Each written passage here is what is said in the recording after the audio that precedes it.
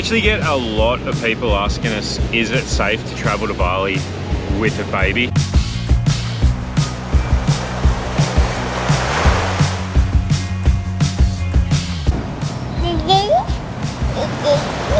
Daddy's here. Daddy? Well, I definitely would be lying if I didn't say that this has been challenging.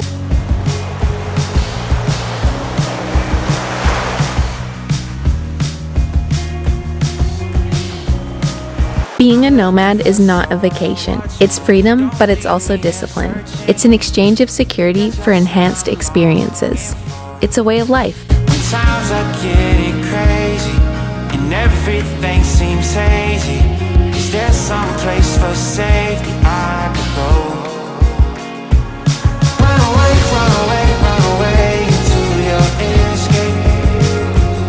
Run away, run away, run away. You're never too far to run. Run away, run away, run away into your escape. Run away, run away, run away. Run away, run away, run away.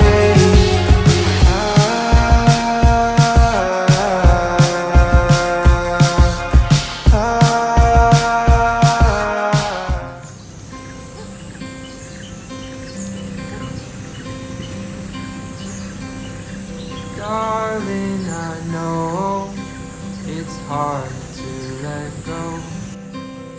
Soon I will hold you again. Longer days when I'm away, but we'll both pretend to be bold. Darling, I've never been.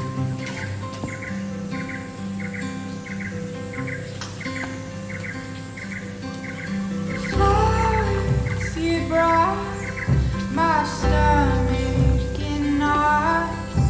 So sit up in any way that works for you. Cross-legged, kneeling, even lean against a wall if that's better.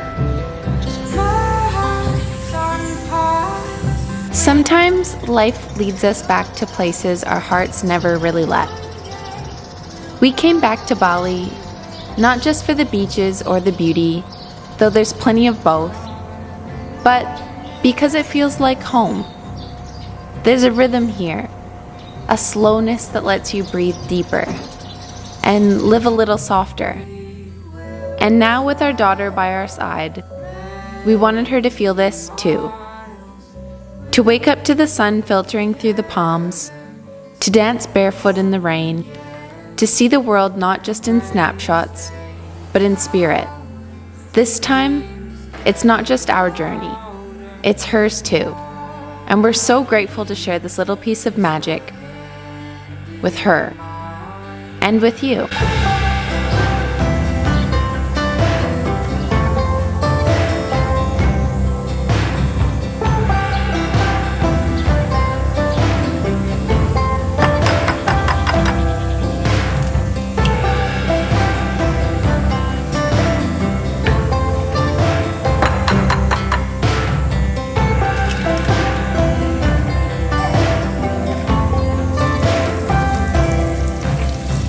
We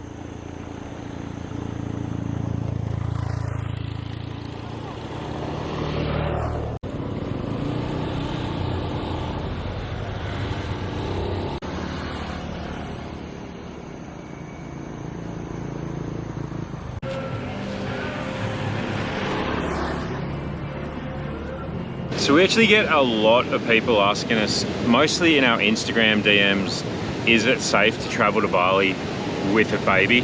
And the honest answer is yeah, it is. I think it's safe to travel just about anywhere with a kid, as long as you take the right precautions. I mean, there's things that can go wrong in pretty much every country, and I think people get a bit worried when they think about like the stomach infections you can get in Bali. But if you take the right precautions, it is a safe place for kids, and the locals especially look out for children a lot more here, I've noticed, than what they did back home. If you're worried about the health side of things, then you can get travel insurance that covers your baby as well. So we use SafetyWing Nomad Essential, which is $57 per month each for me and Mandy, and Lila is added to that absolutely free, and she's covered for everything. And the reason we use SafetyWing Nomad Essential, particularly for us, is that it suits our lifestyle perfectly, because we can take it from country to country. It's a monthly plan that you can cancel at any time. It's kind of like having Netflix. You're not locked into any long-term plan. We sort of came to Bali on a last-minute decision, and we're still covered. It doesn't matter. But if you're looking for something with slightly more benefits, then Nomad Insurance Complete also adds maternity care, eye exams, and wellness benefits. And it also includes one free child under 10 with an insured parent. If you're looking for a complete health insurance, then I would go with SafetyWing Nomad Complete. Or if you're just looking for a travel insurance plan that also has health benefits, and you want your child covered and you want to make sure that your child who's traveling with you is covered, then go with SafetyWing Nomad Essential. But either way, if you want to check them out, click the link. We'll leave it down below in the description and in the comment section. And you can check out SafetyWing for yourself. We've been using them since the day we left Australia, which is almost 4 years ago now.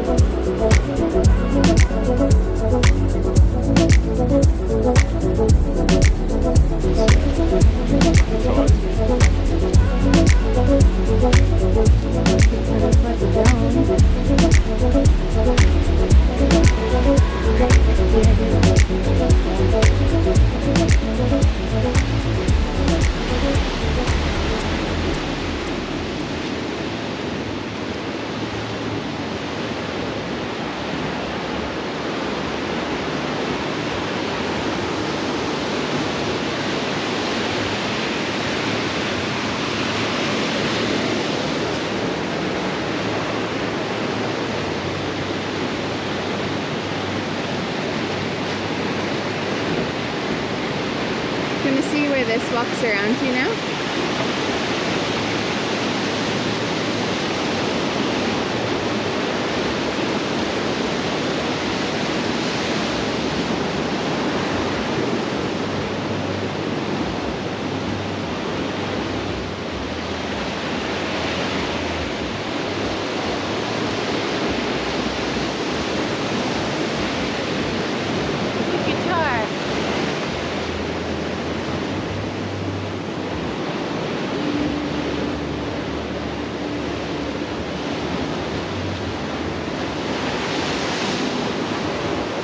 Good morning.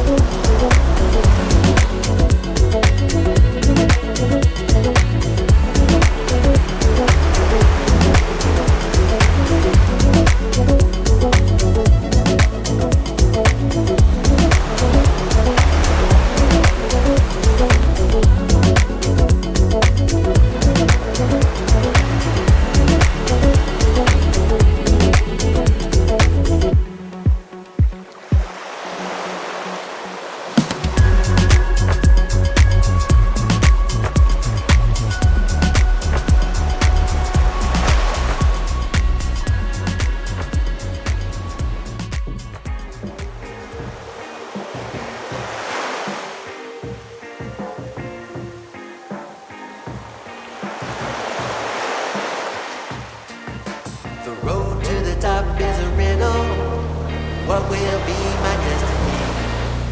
Money and fame are awaiting, but not enough is raining on me. Maybe I should give it all up. How much more can I take? Out here singing to the heavens. When I gonna get my break? I can run this town. Oh, I can run this town. Oh, I can run this town. Oh, I can run this town. How will I get out of the jungle? Everybody wanna stop me. 10 more steps up the mountain. Now everybody's looking for me.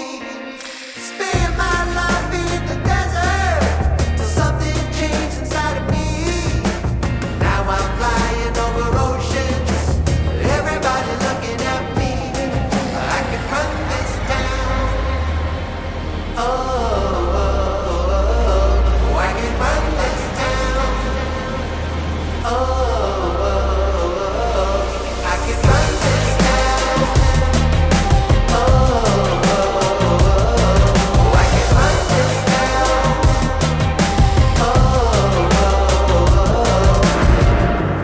full power, get louder. I'ma get strong, just watch me. Full power, get louder. I'ma get strong, just watch me. Every hour, no doubter. Gonna hear my song, just watch me. Every hour, no doubter. I can run this town. Somebody give me the key. I can run this town. Oh,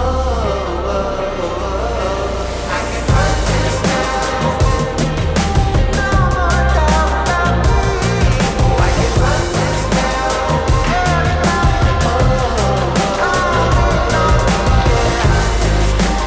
Don't you know I got the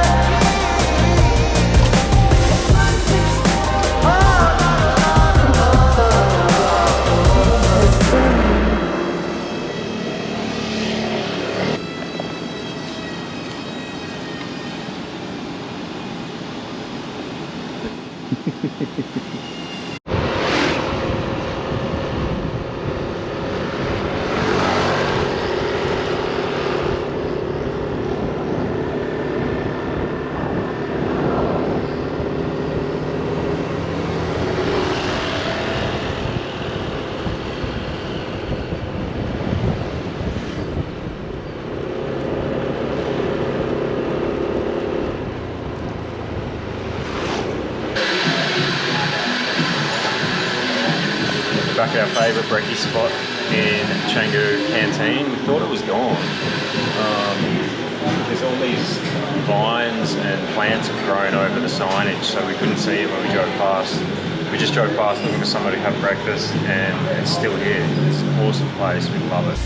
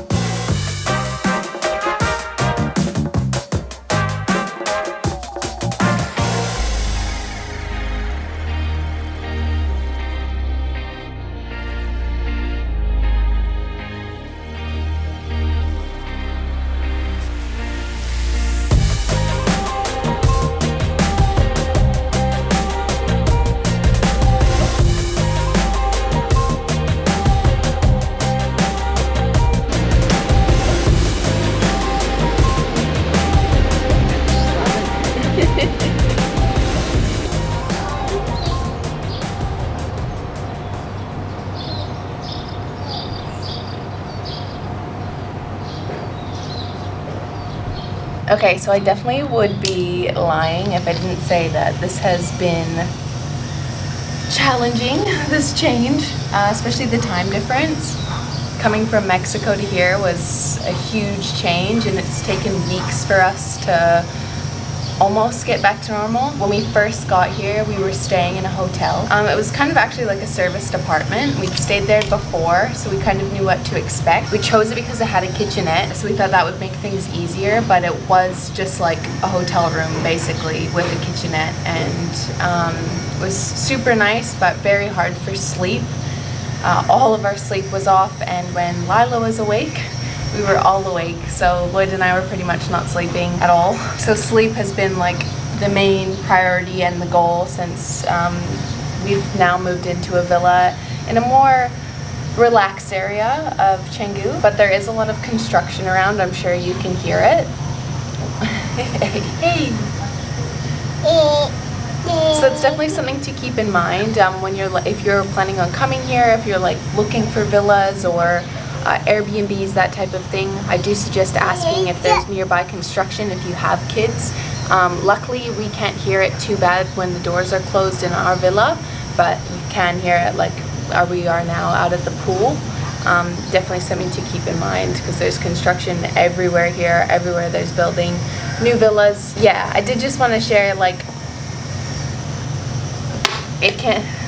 the lifestyle of being a digital nomad family definitely can seem very glamorous, and it's great. Like I feel so fortunate that we get to see the world and experience it with our daughter, but it is something to keep in mind. There are challenges, and there is no life that doesn't have hard times or problems and things, and I think it's really easy to compare our lives to others online and assume that their way of living is easier or better, and that's not always the case because we're not seeing the hard days, and nobody's sort of sharing the harder parts most of the time. But I do like to try and be as transparent as possible so you know what you're getting yourself into. That being said, the Balinese people have been absolutely incredible with Lila. We actually have our first nanny that we're going to try out this week coming over, which I'm super excited about. And okay, rocks don't go in the pool. I just shuffle you over here a little bit. Yeah. We're gonna be sharing what our costs of, like nanny and rent and that sort of thing, the scooter. We're gonna be putting that together like an updated version, more for families. So you can have a better idea maybe to see if this is in your budget or somewhere that you want to come if you are a nomad family or just wanting to travel for an extended period of time. Hey, honey.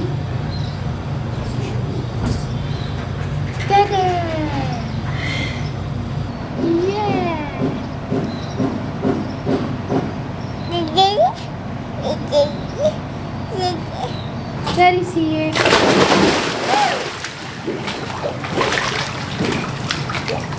Hey.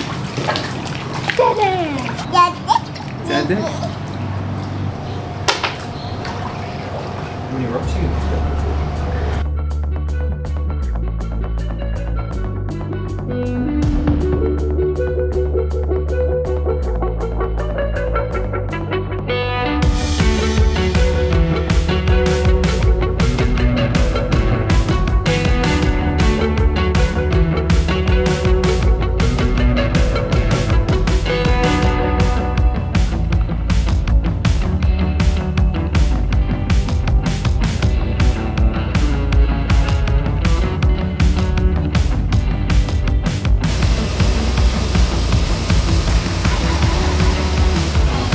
So one of the things that I've found that makes nomad life a lot easier is definitely cooking. It can be a bit challenging sometimes because I kind of have like my go-to things that I cook for my family, and a lot of the times the Airbnbs or the villas that we've stayed in, like they're quite limited with what utensils and things they have available. So I've had to get more creative. I did find myself getting into a bit of a pattern of being like, oh, I can't cook this or I can't cook that, and then just like ordering in. But I've started challenging myself more of like, what can I do? What can I cook? What do I have available to me? What is in here? And it's kind of changed my perspective on things. Rather than looking at what limitations I have, looking at what I actually have available to me. And it's been a perception changer just in my life in general. And I think I needed that wake-up call a little bit. I think it's really easy to fall into, you know, a pattern of like cooking the same things all the time if you're, you know, and going to the same restaurants and sort of doing the same stuff all the time when you live in the same place. And when you live this way, that's not really an option. You've got to be, you know, adaptable, more adaptable. Since becoming a mother, that's been increasingly more challenging, but it's made me better, I think. And I've had a few days of like feeling sorry for myself and like thinking this is really hard and wondering, you know, why we're doing this sometimes. I know that I can see in Lila and how much she's developed and how happy she is and how she's doing, that I can see that this is, you know, maybe just God's plan and what God wants for her and for our family.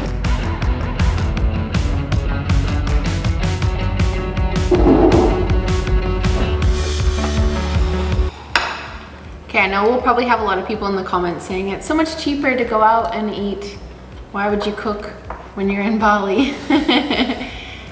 Which is true, but going out to eat for every meal, one, takes a lot of time. It can be exhausting. It can be. It can be a full-time job, just like looking for somewhere to go eat for 3 meals a day, or even 2 meals a day. Yeah. But it is also a way that like makes us feel more at home and healthier, and just, yeah, I just noticed my family's a lot happier when I cook for them. So even though groceries I do find them a little bit expensive, it's worth it. Oh.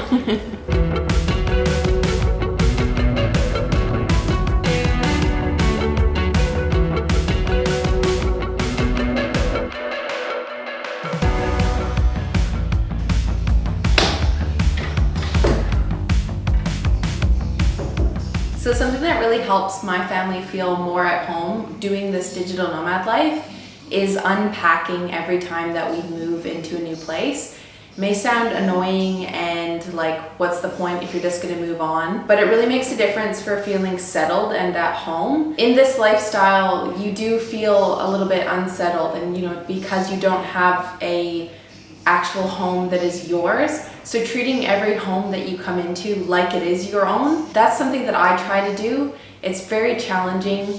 At times, you know, you do long to just have your own place and and the space that you do come back to. So this is one of the tricks that help me feel like I am more settled and not just living out of a bag or a suitcase. So I always try to use and utilize whatever storage there is available. Something to keep in mind in Bali, especially for someone with kids, this is kind of annoying, is the open storage. I've found that a lot of places don't have closed storage. And for me, I find closed things with doors and stuff make everything feel way cleaner. So Airbnb owners, if you're watching, take note. But so a lot of places just have like the open storage like this, which I don't love because it still feels messy to me because I can like see everything. But I'm still just doing the best I can with what's available to me, and that's that. We're not going anywhere, I swear.